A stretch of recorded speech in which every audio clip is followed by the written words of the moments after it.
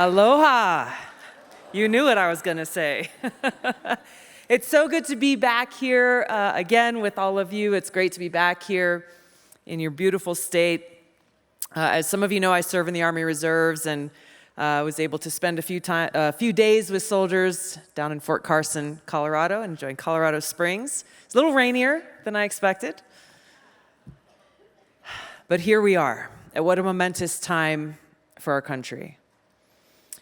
About 20 years ago, when I decided to join the Democratic Party, I did so because back then I saw leaders who I was inspired by, leaders who fought for the everyday working American. For us in Hawaii, these were leaders who fought for plantation workers who were essentially being abused and exploited by wealthy landowners. I was inspired by leaders like President JFK and Martin Luther King, leaders who painted this vivid picture of a future for this country that was inclusive and welcoming, where we treated each other with respect as Americans, regardless of our race or religion. A big tent Democratic Party that welcomed people of all different backgrounds, different ideas, celebrating individual thought, civil liberties, and freedom. All of that does not exist today in today's Democratic Party, which is why I'm no longer a Democrat. We've seen how today's Democratic Party has come under the complete control of this elitist cabal of warmongers, led by the queen of warmongers herself, Hillary Clinton. I love our country, and I've proudly sworn an oath twice. First, as a soldier enlisting because of the terrorist attacks on 9/11, and again as a member of Congress, where I served for 8 years. That oath swearing to uphold and defend the Constitution of the United States against all enemies, foreign and domestic. So when we look at the threats that we are facing today, those threats to our freedom, those threats to our Constitution, they're not coming from some far-off land or some foreign country. Those threats are coming from within. And they're coming, unfortunately, from people who do not share our love for this country, who don't share our appreciation for our God-given rights and freedoms that are enshrined in the Constitution. And so they are willing to sacrifice all of it in their ambitious and selfish hunger for power. And it's because of this that we are here today facing an unprecedented moment where a sitting president of the United States has taken action abusing his power to direct the federal government and justice system to be used against his major political opponent in the midst of a presidential campaign, charging him with multiple crimes with an election right around the corner. This is not something that should happen in the United States of America. And it could be the final nail in the coffin of our democracy. Now, President Biden likes to talk to us about how he is a champion for democracy, both here in the United States and around the world. But when you look at his actions, it tells a very different story. Obviously, his administration's indictment of his primary political opponent and President Trump, and their ongoing efforts to target political opponents and limit free speech, these actions remind us of the things that we see more of in authoritarian regimes in other parts of the world, where it's almost commonplace to wield the power of the state to silence or eliminate opposition. Now, we know that the heart of a functioning justice system is that if a law is going to be enforced, it needs to be enforced equally across the board. That's not what we're seeing here. So my question for Biden supporters and the TV talking heads and pundits who are celebrating this indictment of President Trump, saying, hey, no one is above the law, my question for them is, where were you when James Comey decided not to charge Hillary Clinton with any crimes, even after speaking at great length about her many offenses, mishandling high-level national security documents? Where were your calls for accountability when President Biden himself was found to be holding classified documents in his own home and in other locations? Where were you when James Clapper and John Brennan lied under oath to the United States Congress. And what about the accountability for the 51 senior former intelligence officials who intentionally made this baseless public statement at the behest of the Biden campaign with the specific intent of withholding information, the content of Hunter Biden's laptop, from voters, labeling it as Russian disinformation? How many times have we heard that before? Because they did not want us to be influenced by what was there and potentially have that impact the way that we voted in that election. And what about accountability for the FBI, those in the FBI who knowingly spread the Russia collusion hoax to try to undermine President Trump? It is heartbreaking to stand here with you today knowing that these are just a few of the examples. This is not a complete list, but it's evidence of the arrogance and blatant disregard for the American people, the rule of law, and our democracy that those in power have. This is why these things that I'm talking about, this should not just be of concern to Republicans. This is something that should be of concern to every American who values the rule of law, who understands that it's essential for our democracy.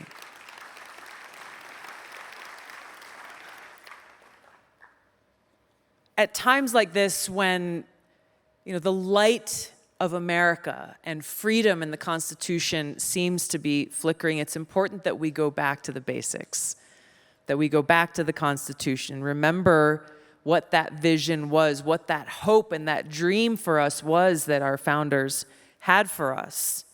They spoke, they talked about the Constitution, opening it up, saying, "We the people." We the people. Those words are so important at a time when it feels like we are without hope. The Constitution is an enduring and timeless framework. But as you have seen and I have found, today's Democratic Party is actively working to undermine that framework. They're seeking to undermine our God-given rights and freedoms enshrined in the Constitution. And they're led by fanatical ideologues and activists who simply do not believe in freedom. They don't believe in freedom of speech or freedom of thought or freedom of religion, the right of every single one of us to express ourselves without fear of retribution or retaliation from our own government, which is why they feel completely justified to try to censor speech they don't like. And they do this by labeling it as misinformation or hate speech or violent speech. And they're very effective in doing this because they're working hand in glove with their partners in big tech, in social media, in the mainstream propaganda media, and doing this in a very intentional way to smear and silence anyone who dares to challenge their authority. The Twitter files has proven exactly how this works. We've seen how they undermine our civil liberties, abusing the authorities in the Patriot Act to illegally surveil our fellow Americans. The FBI recently being caught red-handed conducting 278,000 illegal searches under the authorities that exist under Section 702 of the FISA Court. You know what the FBI director's response to that was? "Oh, well, we fixed a few things and it's going better now." I find that incredibly offensive, that they take our liberties so lightly. They take their responsibility so lightly and expect us just to trust them. It's their actions that have violated that trust. Now, understanding that some who are given a little bit of power may try to abuse that power, our founders intentionally passed the Second Amendment after the First, recognizing that every one of us has the right to defend ourselves and our loved ones, something that we're seeing increasingly necessary during a time of more crime and lawlessness. But right alongside that, they understood that the Second Amendment was just as important to serve as that check on the power of those who seek to abuse it, a tyrannical power that undermines our freedoms. So it should be no surprise that as we're seeing an increasing level of authoritarian-like policies coming from our government, right alongside it are efforts to undermine our Second Amendment rights. Now, sometimes they're very blatant in how they're saying it. You'll hear some people say, no, we should get rid of guns entirely in America, that the Second Amendment should be erased from the Constitution and the Bill of Rights. But others are a little bit more subtle, taking these incremental steps like banning pistol braces that the ATF itself has long approved, or labeling pistols as assault pistols as a precursor to finding a way to ban them along with the rifles they call assault weapons. We know this is right around the corner because President Biden has looked to Trudeau in Canada, who has already taken these actions just across the border. I found one of the statements made by Supreme Court Justice after the New York concealed carry ruling was very appropriate in pointing out, just as you and I have the right to go and stand on a street corner and to exercise our right to free speech, so too should we have a right to carry our firearm. And that no one, no person, no government is in a position to be able to decide which of our rights in the Constitution, Bill of Rights, is more worthy of protecting than another.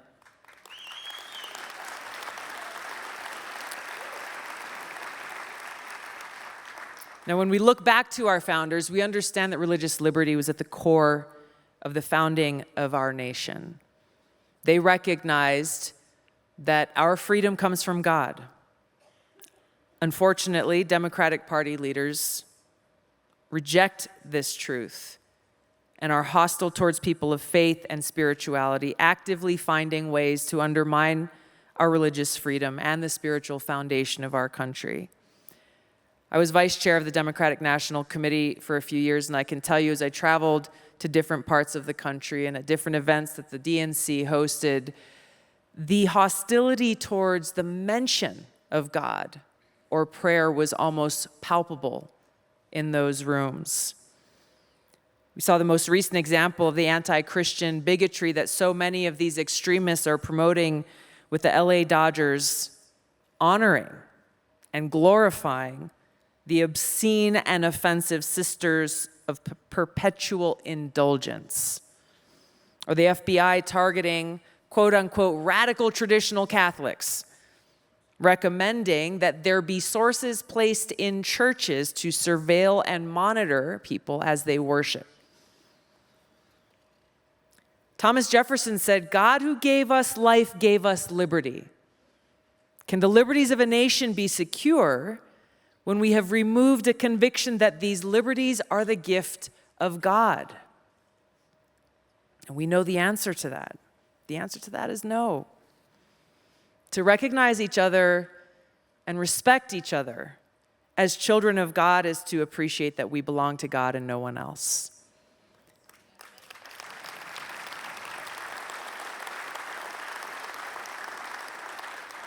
It's to respect and to understand that no one, no person, no government can take away those rights and freedoms that God has given us.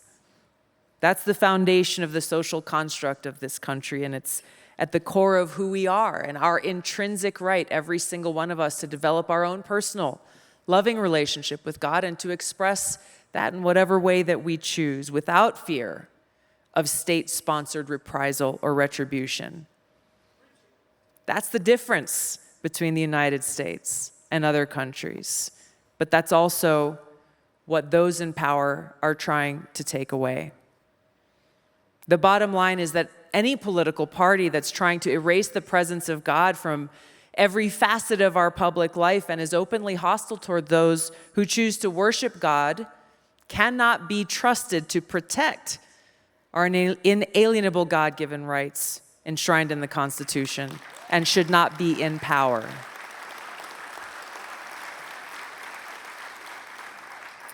The byproduct, unfortunately, of today's Democratic Party's blind pursuit of power and their rejection of this truth, that we are all God's children, is that they reduce each of us to the color of our skin, or our gender, or our sex, and they're using identity politics to tear us apart, fomenting anti-white racism and fanning the flames of divisiveness just so they can score a few political points. What's so disturbing about all of this is not something they're trying to hide. They're proud of it. They celebrate it. They promote it at every opportunity, even though what they are actually doing is betraying the dream of Martin Luther King Jr. Their actions betray his wish that we would be judged not by the color of our skin, but by the content of our character. They have become, in doing so, the racists that they claim to hate.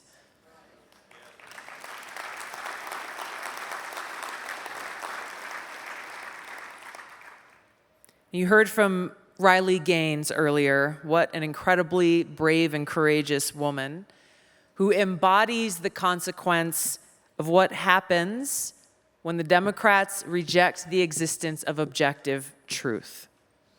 They reject the truth that we as women exist, and even as they continue to claim that they are the ones who are champions for women.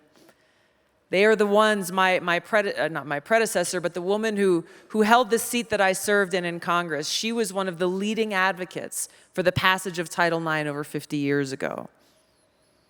And you look at what they're doing now, spitting in the face of every woman and girl who has benefited from the passage of Title IX by saying that actually women don't exist, that we're just a construct of someone's mind, that anybody at any time can say, well, you know what, I'm a woman too. There's literally no greater expression of hatred and hostility towards women than to erase us as an entire category of people.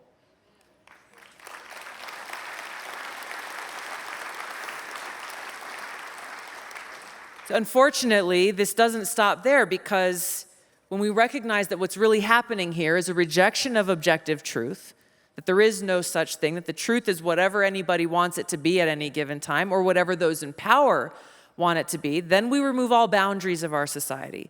And we end up in the place where we are right now, where they're actively sexualizing our kids in school, as young as kindergarten, and in doing so are normalizing pedophilia, telling us that we just have to accept the fact that there are teachers who are minor-attracted persons, and they are caring for your kids. We are told that we have to accept the fact that in the name of gender-affirming care, we have to accept the mutilation of children through the use of puberty blockers and chemical castration and irreversible surgeries. And as we've seen in California, if you don't go along with this, if you don't comply, then you may be accused of child abuse and have to face the threat of your child be taken away from you. They're normalizing infanticide by actively advocating for abortion on demand up to, including after birth. These things are literally insane. And we've gotten to a point where it's no longer, well, hey, we can agree to disagree. This is a different view and a different opinion. We are far beyond that, because the Democratic Party in power today is undermining that very principle by using the security state and federal agencies and law enforcement agencies to go after and target political opponents, or any one of us who dares to speak the truth and reject this insanity. We are targeted as opponents who must be silenced and canceled. So in their mind, we're not actually free to have our own views. We're not free to agree to disagree. We have to fall in line, toe the line, or face the consequences. And unfortunately, not only under this administration, but the previous administration under President Obama, we've seen what that looks like. When President Obama used the IRS to target conservative organizations specifically, we've seen President Biden's Department of Justice actively go after, send the FBI law enforcement after peaceful pro-life protesters. President Biden himself labeling supporters of President Trump as the most extremist group in the United States of America. I see your hat. When the party in power does not believe in the rule of law, but they're responsible for writing and enforcing laws, this is where we see the demise of our democracy at stake. And last but not least, we have to remember that we cannot be truly free or prosperous unless we are at peace. President Eisenhower said, "We seek peace knowing peace is the climate for freedom." I love our country, and I'm proud to have chosen to serve in uniform and still serve today. And I know firsthand the importance of ensuring that our military is ready and trained and capable to defend our nation, to ensure the safety, security, and freedom of the American people. And no matter how much lip service President Biden and others in the Democratic Party give to ensuring freedom and security and democracy, again, their actions tell a different story. They don't actually care about any of those things.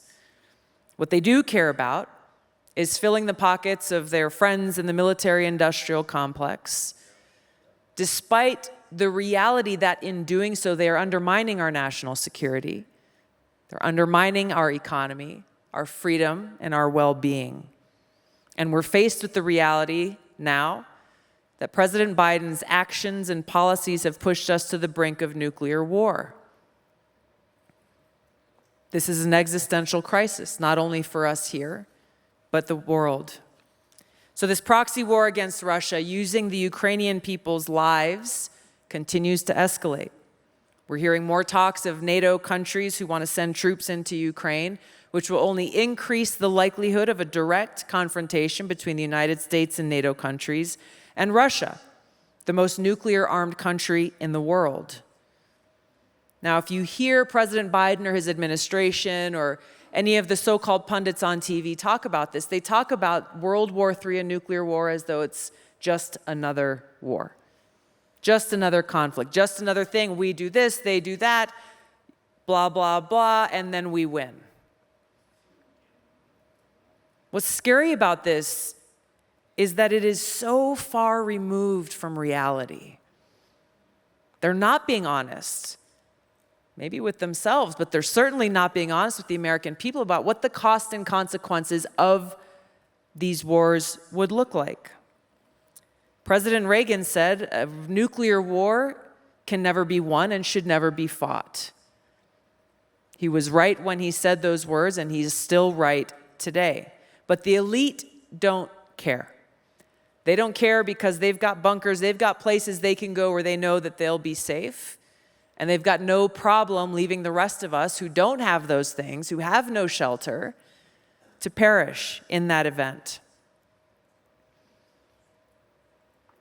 To protect our loved ones, to protect our children, to protect our world, we have to, regardless of our political party, we're talking about an existential threat. We have to stand up to these cowardly, warmongering politicians who exist in both parties now.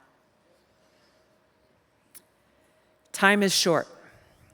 I was deployed to Iraq in 2005. Our camp was about 40 miles north of Baghdad. It was during the height of the war at that time. Within the first couple of days of arriving at that camp, I was walking around and I literally stopped in my tracks when I saw this big sign that was at the gate of one of the gates of our camp. And it was a gate where most of our patrols went in and out of every day. And it read in big block letters, "Is today the day?" Is today the day? It stopped me in that moment and continued to serve as a daily reminder for me and for all of us who were there at that time that any day could be our last. It was a cause for me to spend time in my daily prayer and reflect on what am I doing with my life? How am I making the most of every day? Doing my best to live a life that's pleasing to God and to love God. The reality is that the truth of that sign is just as real for us here today as it was for us at war. Life is short. The challenges we face are undoubtedly great. We have a huge responsibility before us to save this country that we love. And even as bleak as things are, even as tough as those challenges seem, we know where we can find hope. We find hope in God's love, and God's love is eternal. Keeping that in our hearts as we take these challenges on gives us that inspiration to find that courage, to stand up, to defend our freedom, to defend our country, to be that voice that speaks the truth, to be that voice of common sense and reason in the midst of insanity. As we draw our inspiration from the founders of our country and the vision that they had for us, that will light the path for our way forward and will guide us in the actions and the decisions that we make. Every one of us can and must be that spark that lights the fire of change, that brings that light of freedom back to life, ensuring that our government truly is of, by, and for the people. Thank you so much for being here. Thank you for your time. God bless you. God bless America. Thank you. Aloha. Thank you.